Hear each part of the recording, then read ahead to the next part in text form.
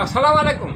मोहम्मद सिद्दीक मिठोर बाबा हाला बिन अखरनि ते पेटबाज़ी ईद जे पुरमुसरत ख़ुशीअ जे मौक़े ते बिन अखरनि ते चटाभेटी पार्ट नंबर 46।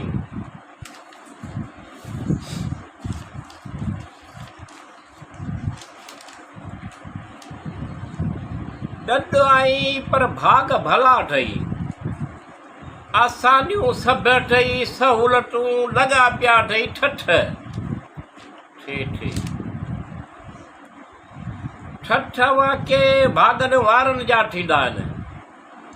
लभे मुर्गी कान का सॾ ॿाकिरे ते तेराना असांजे पूरियो कयो पंहिंजे कमाईअ जा आहिनि, टकड़ में उहे ॾियो। सब्र जो सवार पियो टवी पाण वटि रखो, असांखे इहो ईअं मुफ़्त में कोन थो घुरिजे।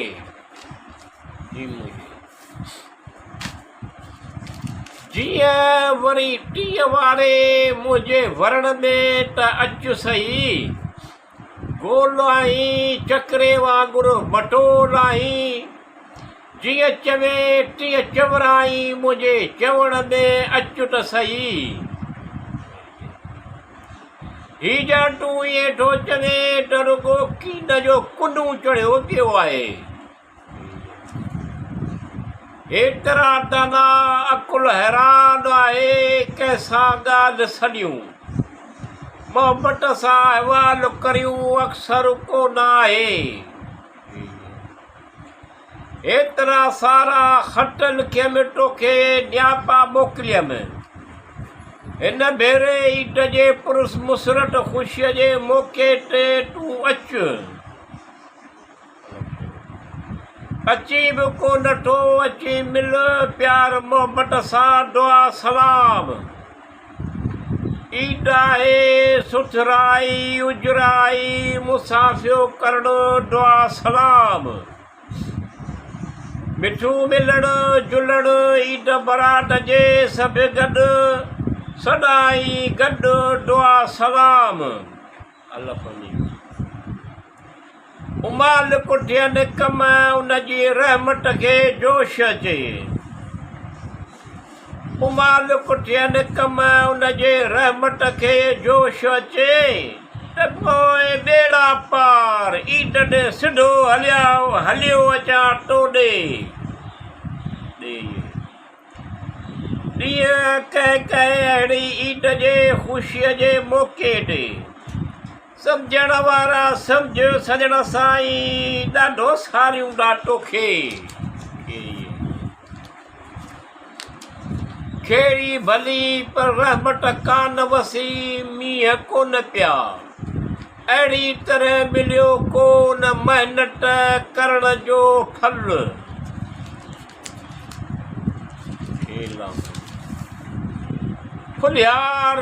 फुलियारे आई त छा हासिलु थियसि, जीअं चिबरो बदबख़्त किथे त ख़ुशबख़्त किथे।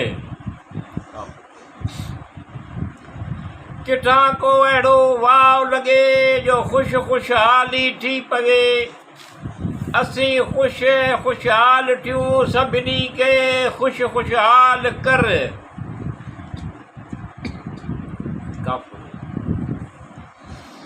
कर्म डलई डटे सजण साईं डो, पोइ सभिनी पवंदी ख़बर। बरकतूं थियनि रिज़्क़ में कुशादगी थिए, मुतमइन थियूं लॻा पिया आहियूं जहिड़ो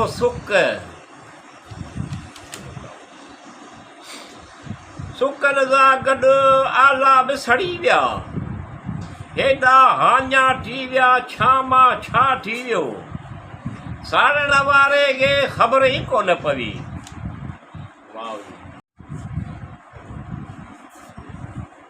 वाह ये वेचारीअ सां जहिड़ो वेल थी वियो, पोरियो घणो उजरत मुआवज़ो थोरो थी पियो आहे जहिड़ो कके।